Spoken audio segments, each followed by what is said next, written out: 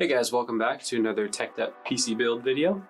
In today's episode, we're going to be building one of our new lines of office and workstation centered PCs. We call this one our Cubicle Commander. We'll go through our selections as well as our reasonings behind them and our upgrade options as we build the PC today. But if you guys are interested in a unit like this, we offer bulk orders as well as individuals, and of course we'll build any PC you guys are looking for, so you can check out the links below for either this guy or our custom build link. But let's go ahead and get into the build for today. All right, so starting with CPU, we chose the AMD Ryzen 5 7600, the non-X version. This one runs cooler, quieter, more power efficient, which is going to be important in the long term for businesses. The reason why we went with an AMD processor over an Intel processor, the new Ryzen 7000 lineup have integrated graphics, so there's no need anymore for an additional graphics card.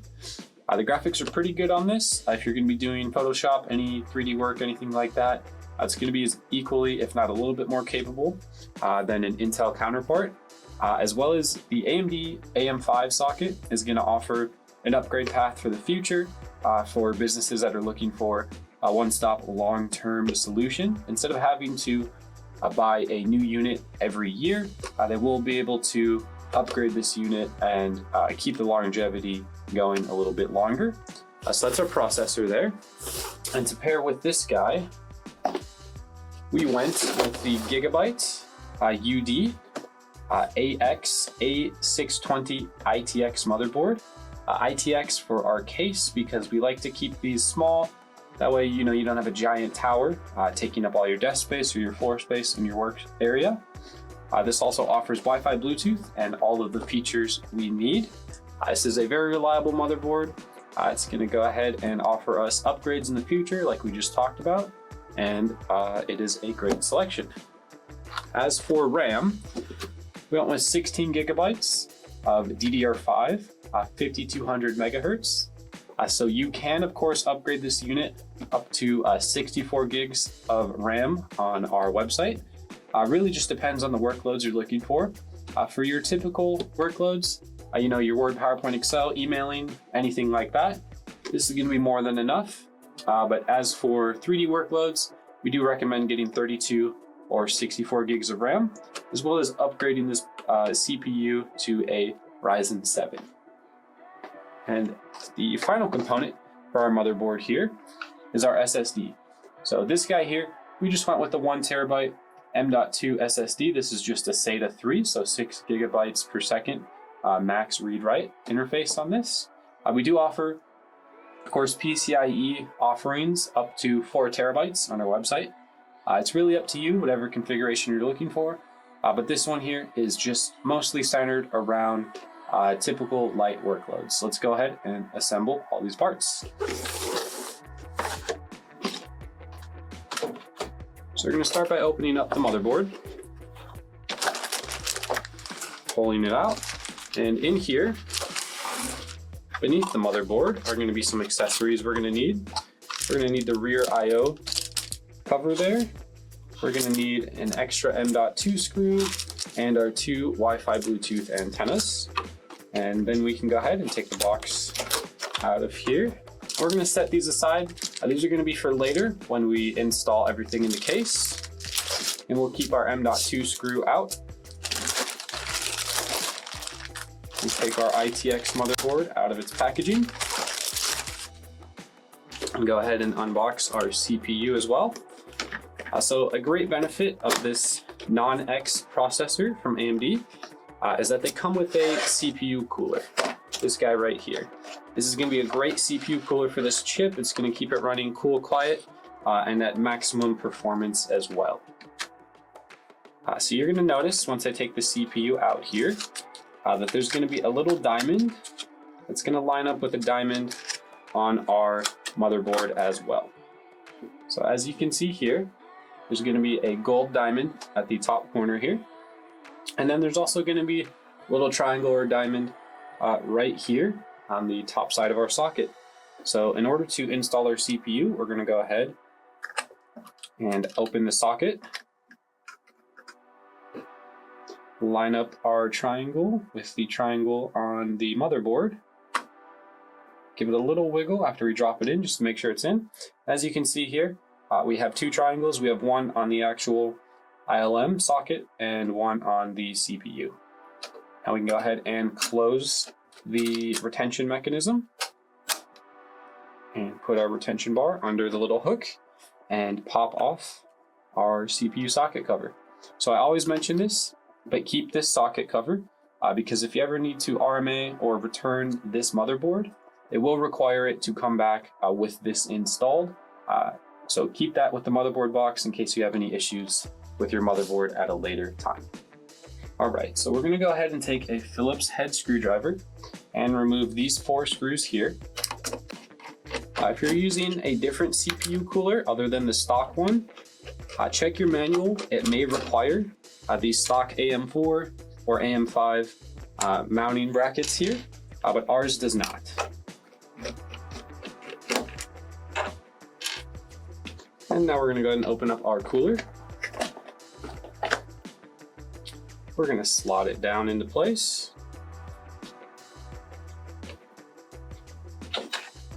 And I like to do a cross pattern on these. So the first thing I'm gonna do is just get a couple threads on each of them.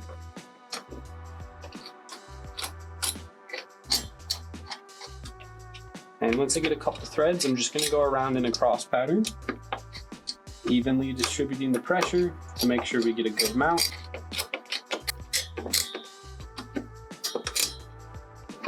All right, so that's our CPU cooler installed. We're just gonna go ahead and plug in our CPU fan header right here and tuck this cable away. Now we're gonna go ahead and install our M.2 SSD.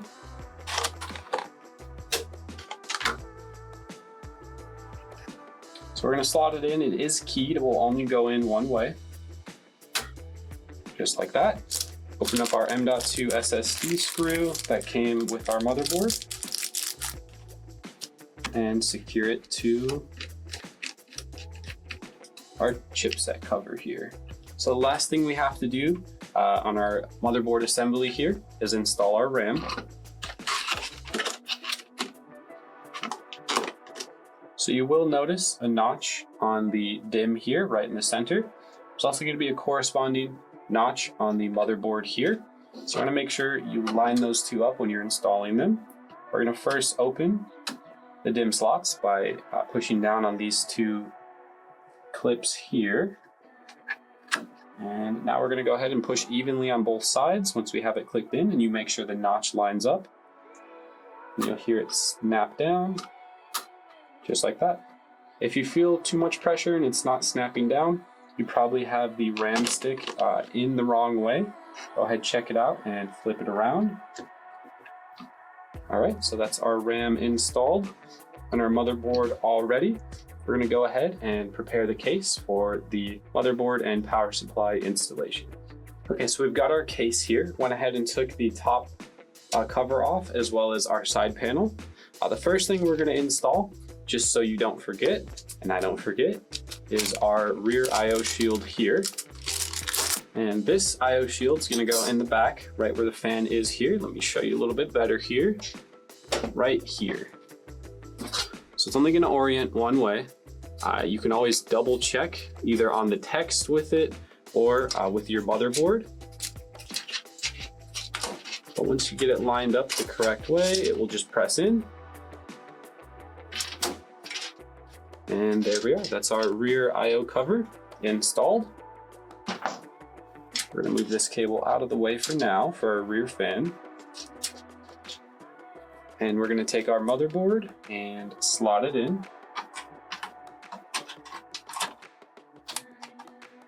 And once we get that in, we're then gonna take the screws that came with our case and screw in the 4 mounting points for this motherboard.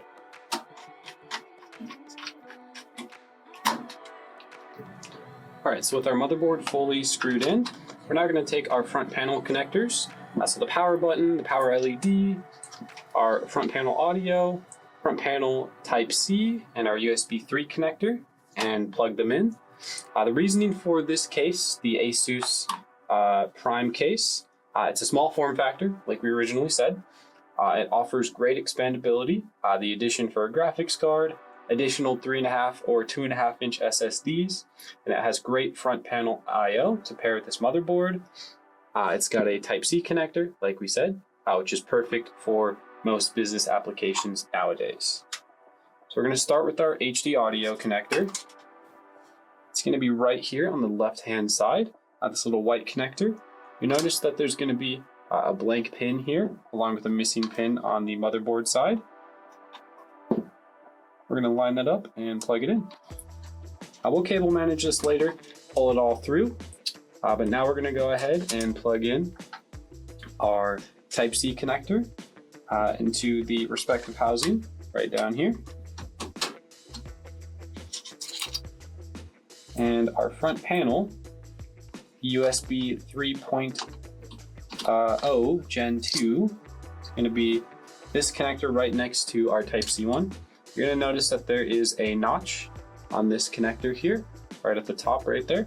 And there's a little cutout notch on the connector on the motherboard as well. Line those two up and plug it in. This is a very fragile connector, especially with the amount of pins, so you want to make sure you have everything oriented the correct way before you come in and plug the cable in. And there we are. All right, and then our front panel connectors are going to be these ones right here. Double check your motherboard because each pin out will be different to plug these in. And with our front panel all connected, we're going to go ahead and plug in our rear exhaust fan to the header right next to the front panel audio. And we're going to cable manage this the best we can.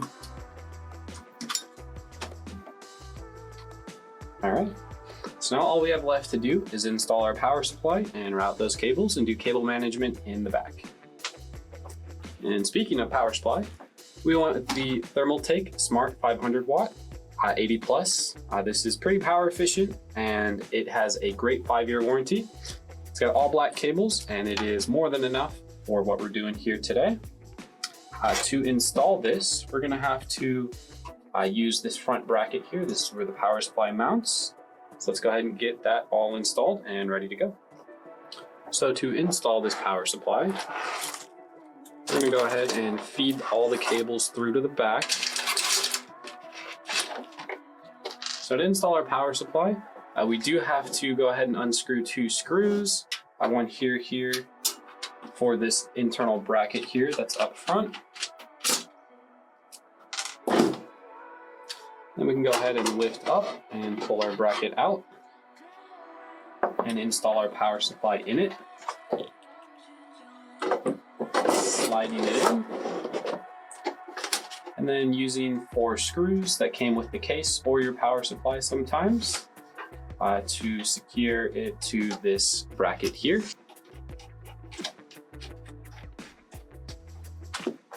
And now we can go ahead and feed our power supply cables in. We'll manage these later. For now, we're just going to get them in.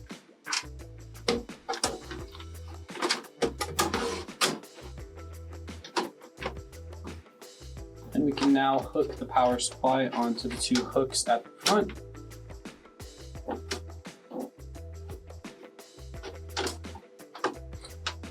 And put our 2 retention screws back in.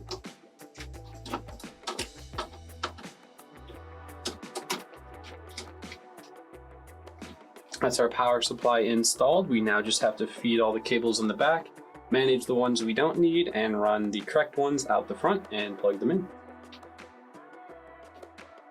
Okay, so we've got 3 more wires to plug in here. We've got our cable, which runs from the back of the unit where you actually plug it into the wall up to the front of the power supply. We're going to go ahead and feed that cable back through and plug it in. This is a great time to turn on your power supply just to avoid any confusion as to why your unit isn't turning on at a later time.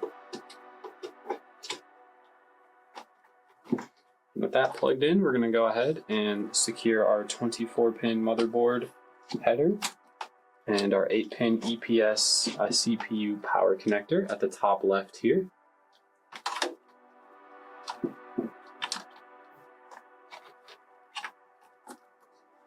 And there we are. So just some final cable management to do, and then we'll go ahead and make sure our new unit's all ready to go. Right, and with the unit all ready to go, all cable managed, we can go ahead and grab a power cord and plug it in. And before we turn it on, we're just gonna go ahead and remember to install our Wi-Fi antennas. And now we can go ahead and hit our power switch at the front. And there we go, everything looks good. All we have to do is install Windows and any other programs our clients request.